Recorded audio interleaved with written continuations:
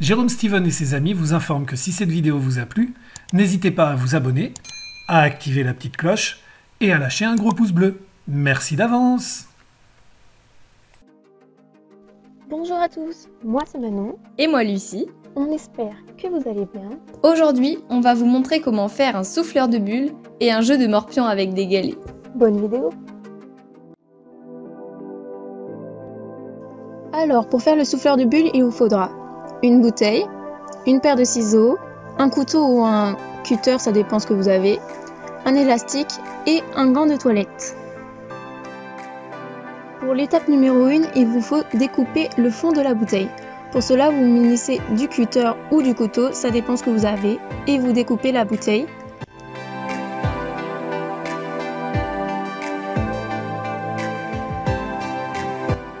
Pour ceux qui n'y arrivent pas, demandez à vos parents.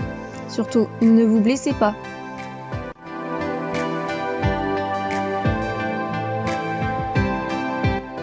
Pour la deuxième étape, vous prenez votre ciseau et vous découpez les 3 côtés du gant.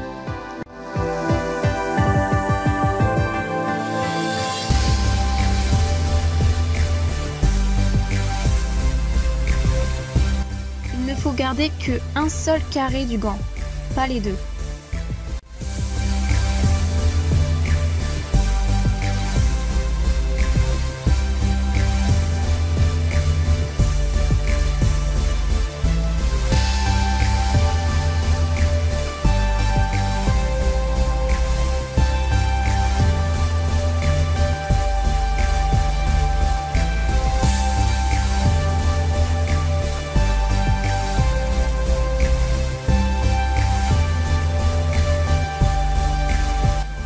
Troisième étape, placez votre bouteille sur le carré du gant. Pour la quatrième étape, il faut retourner la bouteille avec le carré du gant dessus. La cinquième étape consiste à mettre l'élastique autour de la bouteille et du carré de gant. Surtout, ne laissez pas l'air passer entre le gant et la bouteille.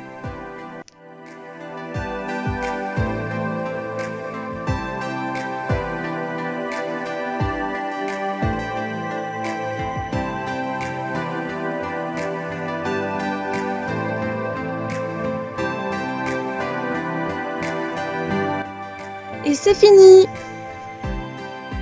Pour utiliser ce fameux souffleur de bulles, vous allez avoir besoin d'une bassine, de l'eau et du savon. Ça peut être produit vaisselle ou savon de bain. Il faut donc tremper le morceau où il y a le gant du souffleur de bulles dans l'eau.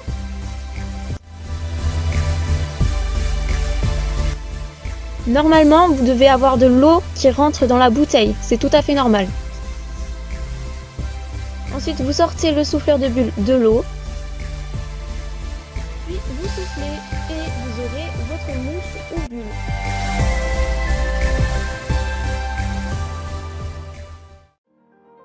Nous allons voir comment fabriquer un jeu de morpion.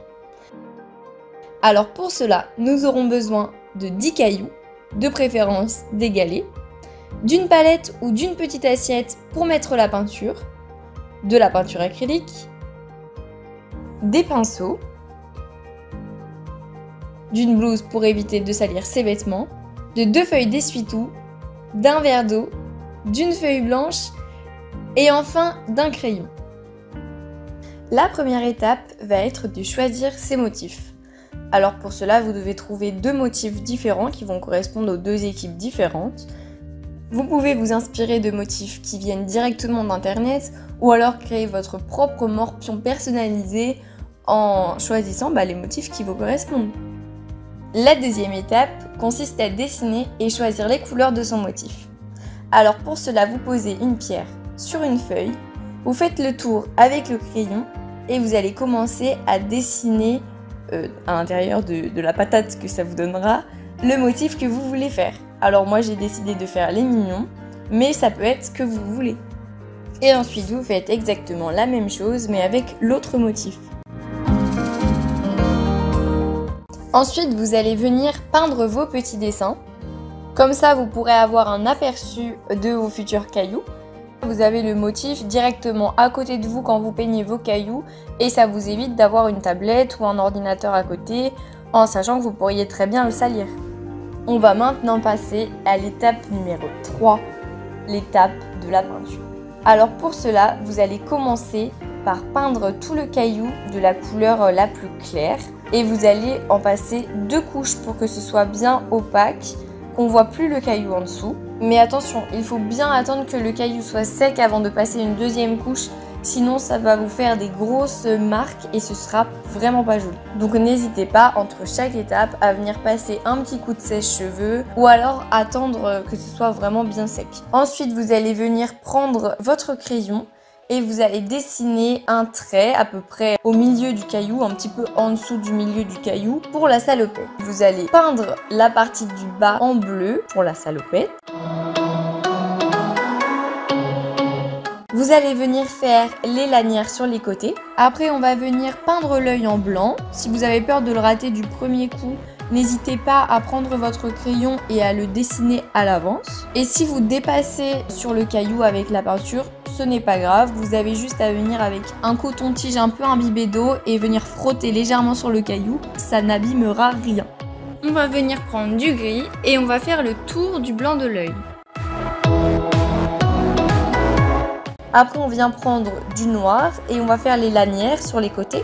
On va venir faire la petite poche.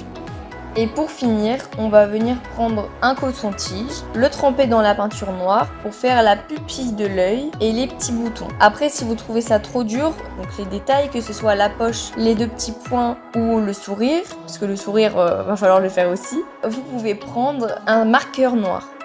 Maintenant, on va passer donc au mignon méchant. On va faire exactement la même chose que pour le mignon gentil. On va peindre les cailloux en violet et on va mettre 2 couches. On va venir tracer le trait de la salopette, cette fois-ci un peu plus bas que celui du mignon gentil. Puis on va venir peindre en dessous du trait en noir. On va rajouter les bretelles. On va venir peindre l'œil en blanc. Donc on va essayer de le mettre un peu plus haut que le mignon gentil pour laisser la place à la bouche et aux dents. On vient rajouter le tour de l'œil en gris. Si vous avez de la peinture argentée, c'est encore mieux. J'en ai profité pour rajouter 2 boutons au niveau de la salopette parce que je trouvais ça plus joli. Ensuite, vous reprenez la peinture noire et vous faites le bandeau autour de l'œil. Après, vous pouvez prendre votre coton-tige, le tremper dans la peinture noire et faire la pupille de l'œil. Ensuite, on va venir faire la bouche en noir. Bon, j'ai oublié de la filmer, mais c'est tout simple. Vous faites une bouche pas contente et vous allez venir avec votre peinture blanche faire des petits traits pour ajouter les dents.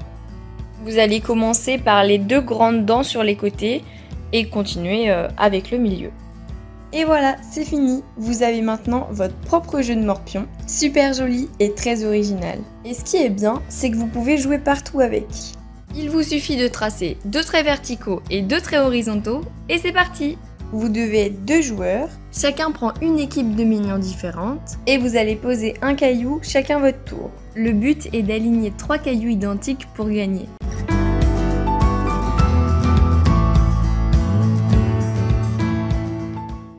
On espère que la vidéo vous a plu. Si vous reproduisez ça chez vous, n'hésitez pas à nous partager vos photos. Et surtout, prenez soin de vous.